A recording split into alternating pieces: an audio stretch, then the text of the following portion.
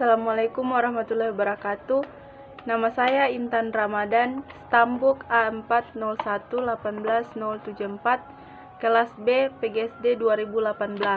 Saya akan membahas tentang formulasi kebijakan, komponen formulasi, dan proses formulasi kebijakan. Yang pertama, definisi formulasi kebijakan. Menurut Anderson dalam Winarno, menjelaskan bahwa perumusan kebijakan menyangkut upaya menjawab pertanyaan bagaimana alternatif disepakati untuk masalah-masalah yang dikembangkan dan siapa yang berpartisipasi. Ini merupakan proses yang secara spesifik ditunjukkan untuk menyelesaikan persoalan-persoalan khusus. Kemudian, proses dan tahapan formulasi kebijakan. Kegiatan pertama adalah memutuskan secara umum apa yang harus dilakukan, atau dengan kata lain, perumusan diarahkan untuk memperoleh kesepakatan tentang suatu alternatif kebijakan yang dipilih. Suatu keputusan yang menyetujui adalah hasil dari proses seluruhnya. Kegiatan selanjutnya diarahkan pada bagaimana keputusan-keputusan kebijakan dibuat. Dalam hal ini, suatu keputusan kebijakan mencakup tindakan oleh seseorang pejabat atau lembaga resmi untuk menyetujui, mengubah atau menolak suatu alternatif kebijakan yang dipilih. 5 komponen dalam formulasi. Yang pertama, misi. Organisasi yang sehat mengetahui dengan jelas alasan mengapa organisasi tersebut hadir. Bisnis pun juga termaksud dalam organisasi. Bisnis merupakan organisasi bisnis. Dalam menjalankan bisnisnya, perusahaan harus dapat menjelaskan dengan pasti alasan perusahaan tersebut berdiri. Alasan perusahaan tersebut merupakan mission statement dari perusahaan tersebut.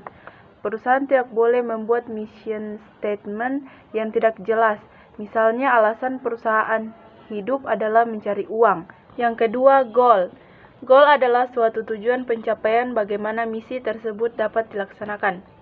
Misalnya, tahun 2016 menyempurnakan modul HRD, modul akuntansi, dan modul pembelian.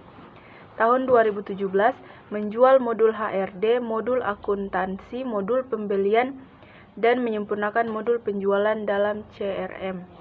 Tahun 2018 menjual semua modul dan menyempurnakan program secara keseluruhan. Tahun 2019 masuk ke produksi massal. Yang ketiga, analisa eksternal. Pada analisa eksternal ini, kita akan menganalisa keadaan lingkungan luar terkait bisnis kita. Dalam analisa eksternal ini, kita akan menganalisa produk kompetitor, analisa pasar yang tidak dapat dilayani oleh pesaing kita, teknologi yang akan berkembang, dan juga pasokan sumber daya manusia yang sesuai dengan kebutuhan kita.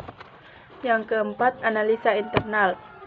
Analisa internal merupakan analisa kekuatan keuangan, aset, dan sumber daya manusia yang dimiliki perusahaan.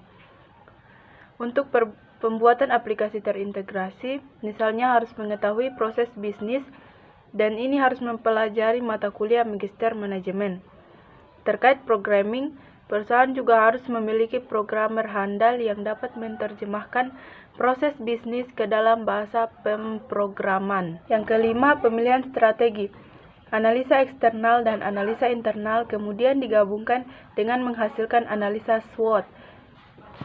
Dari analisa SWOT ini kemudian menghasilkan strategi-strategi alternatif dengan pertimbangan yang seksama. Antara alternatif-alternatif strategi ini kemudian dipilihlah satu atau beberapa strategi yang akan dijadikan perusahaan.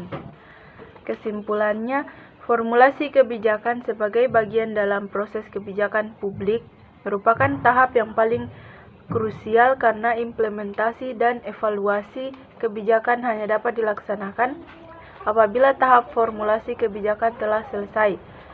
Di samping itu, kegagalan suatu kebijakan atau program dalam mencapai tujuan-tujuan sebagai besar bersumber pada ketidaksempurnaan pengolahan tahap formulasi.